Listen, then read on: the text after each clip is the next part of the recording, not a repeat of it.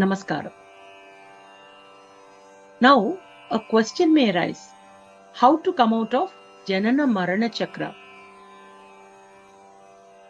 There is only one mantra which will help us to come out of this Janana Marana Chakra, which is very clearly propounded in Brihan Purana. Harer Nama, Harer Nama, Harer Nama iva kevalam. Kalau nastyeva nastyeva nastyeva gatiranyadha. Harer Nama, Harer Nama, Harer Nama iva kevalam. Kalau nastyeva nastyeva nastyeva gatiranyadha.